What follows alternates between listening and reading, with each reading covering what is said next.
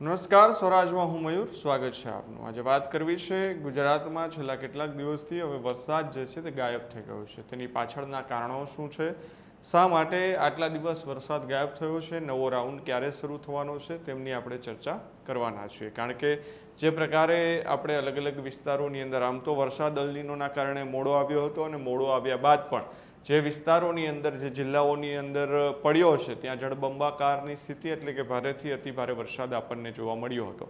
પરંતુ અત્યારે હવે આજે છેલ્લા 5 થી 7 દિવસ છે, શા માટે વરસાદ ગાયબ થઈ ગયો છે, શા માટે વરસાદ પડી નથી રહ્યો અને નવો રાઉન્ડ છે ક્યારે શરૂ થવાનો છે તેમની આપણે ચર્ચા કરવાના છીએ. અને વિંડીના માધ્યમથી હવામાન વિભાગની આગાહી શું છે તે પણ આપણે જાણવાના છીએ અને હવામાન નિષ્ણાંત છે અંબાલાલ પટેલ, તેમનું વરસાદ ગાયબ થવાનું કારણ શું છે તે પણ આપણે જોઈએ. હવે હાલ આપણે અત્યારે જોવા જઈએ તો વિંડીના માધ્યમથી પહેલાં એ જાણીશું કે વરસાદ શા માટે ગાયબ થઈ ગયો છે. હવે વરસાદ ગાયબ થવાનું કારણ એ છે, આ પહેલાં આપણું ગુજરાત છે એટલે કે આ ભારતની અંદરના જે પવનો અત્યારે અહીંથી ફૂંકાય છે, આ જે પવનની દિશાઓ છે તે અત્યારે અહીંયા તાઇવાન બાજુ જે છે તે આપણને દેખાઈ રહી છે. તાઇવાનની અંદર જે ટાઇફૂન સુપર ટાઇફૂન 22 જે વાવાઝોડું છે તેમના કારણે અત્યારે આપણા જે વાદળો છે તે અત્યારે અહીંયાથી ગાયબ થઈ ગયા છે. એટલે કે ભારતની અંદર આ વાદળો જે છે તે દેખાઈ નથી રહ્યા, અમુક જગ્યાએ છે, પરંતુ સૌથી વધારે ગુજરાતની અંદર કોરું ધાકડ આપણને અત્યારે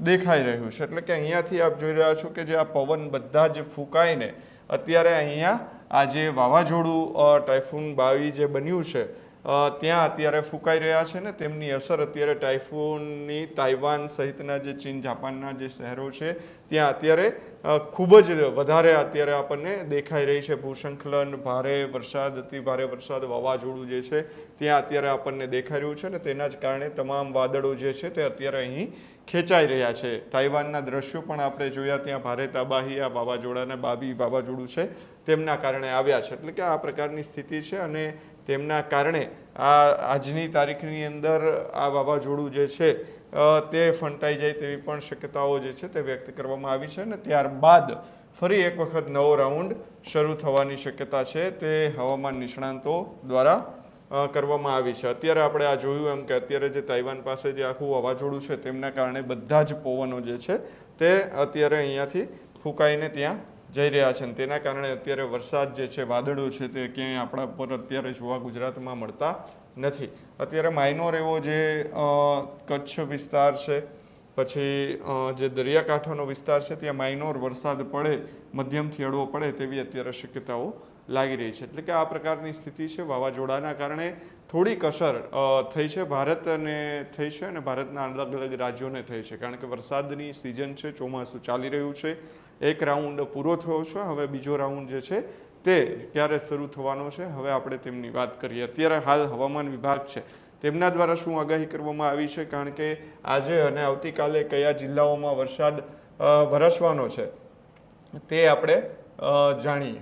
તો હવામાન વિભાગે જે પ્રમાણે આગાહી કરી છે તે અત્યારે આપણે તેમનું પૂર્વાનુમાન જોઈ રહ્યા છીએ કે જે આ ગ્રીન ઝોનની અંદર ગ્રીન કલર આપણને અત્યારે દેખાઈ રહ્યો છે, રાજકોટ, પોરબંદર, જુનાગઢ, ગીર સોમનાથ, અમરેલી, ભાવનગર, વડોદરા, ભરૂચ, નર્મદા, છોટાઉદેપુર, સુરત, તાપી, નવસારી, ડાંગ, દમણ, વલસાડ, અહીંયા છૂટો છવાયો હળવાથી મધ્યમ વરસાદ વરસે અથવા તો ન પણ વરસી શકે. અને અત્યારે ક્યાંય જે પોણા ગુજરાતની અંદર આપણને ક્યાંય વરસાદ અત્યારે દેખાય નથી રહ્યો. એટલે હવામાન વિભાગે પણ વરસાદ નહીં વરસે તે પ્રકારની આગાહી અત્યારે કહી છે અને જ્યાં છે એ આ જિલ્લાઓની અંદર સૌરાષ્ટ્રના 4 થી 5 જિલ્લા છે, બાકી દક્ષિણ ગુજરાતના 4 થી 5 જિલ્લા છે જ્યાં છૂટાછવાયા સ્થળે હળવાથી મધ્યમ વરસાદ વરસી શકે છે. એટલે કે હવામાન વિભાગ હોય, હવામાન નિષ્ણાંતો હોય, તેમના દ્વારા પણ અત્યારે વરસાદને લઈને કોઈ પણ પ્રકારની આગાહી કરવામાં આવતી નથી. નવો રાઉન્ડ હવે હવામાન નિષ્ણાંત અંબાલાલ પટેલ છે તેમના દ્વારા કહેવામાં આવ્યું છે કે 16 થી 17 તારીખે શરૂ થવાનો છે અને આ નવો રાઉન્ડ આવશે તો ઘણી જગ્યાએ ભારેથી અતિ ભારે વરસાદ પણ વરસવાનો છે.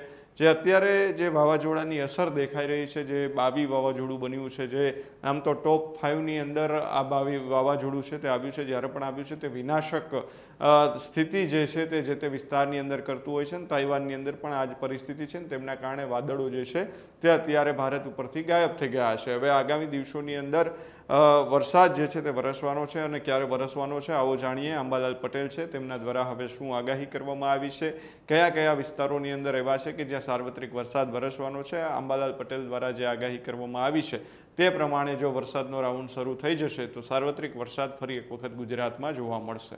હમણાં દેશના ઘણા ભાગોમાં વરસાદ નથી અને મોઇસ્ચર ન હોવાના કારણે દક્ષિણ પશ્ચિમના પવનો જે છે એ લગભગ ફૂંકાઈ ગયા છે. પરંતુ એક ટાઇફૂન જે છે પેસિફિક મહાસાગરમાં બનેલું ટાઇફૂન મજબૂત ટાઇફૂન છે, પ્રચંડ વાવાઝોડું આપણી ભાષામાં ત્યાંમાં પ્રચંડ ટાઇફૂન તેનો લગભગ દક્ષિણ ચીન તરફ જતાં નબળું પડવાની શક્યતા રહેશે. એટલે તારીખ 11-12માં એ ટાઇફૂન નબળું પડી શકવાની શક્યતા રહેતા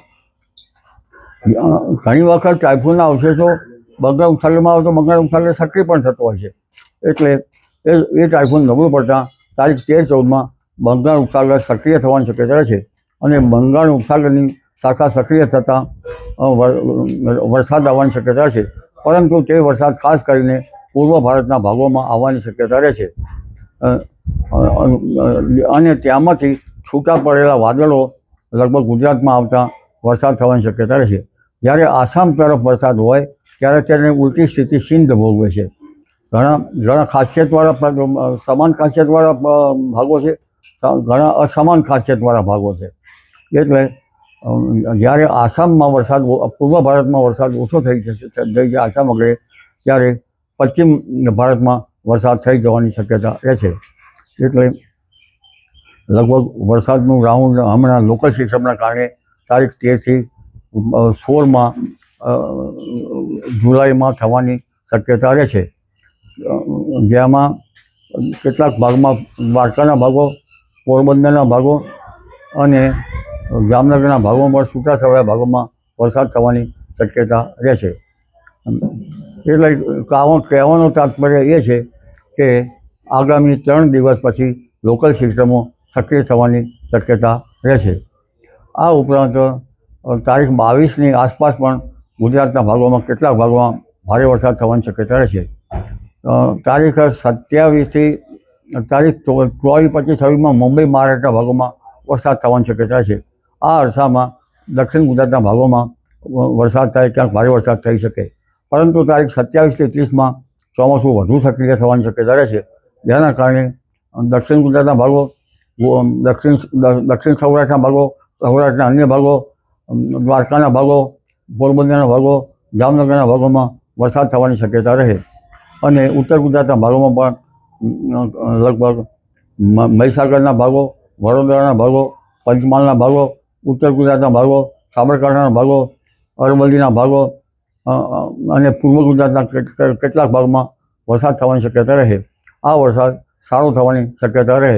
ત્યારબાદ ઓગસ્ટની શરૂઆતમાં અણધાર્યો વરસાદ થવાની શક્યતા રહે અને ઓગસ્ટ માસમાં ઇન્ડિયન ઓશન ડાયફોલ સાનુકૂળ થવાની શક્યતા છે. આ ઉપરાંત એમ્બ્યો વેવ લગભગ હિન્દ મહાસાગરમાં દસ્તક દઈ શકવાની શક્યતા છે. જો આ બંને શક્યતા હોય તો અલનીનોની શક્યતા હોવા છતાં પણ ઓગસ્ટમાં સારો વરસાદ થવાની શક્યતા રહેશે. ઘણીવાર ઓગસ્ટમાં ભારેથી અતિભારે વરસાદ પણ થયેલા છે. તારીખ 9 ઓગસ્ટ બાદ પણ મોટા ફોરાનો વરસાદ થવાની શક્યતા રહેશે. તારીખ 3 ઓગસ્ટ બાદ લગભગ આશ્લેષા નક્ષત્ર રહે છે ત્યાં સુધીનું પાણી કૃષિ પાકો માટે સારું ગણાતું નથી. એટલે વરાપ કુશલ ભાઈઓએ ખેતી કાર્યો કરવા સારા રહે. જી.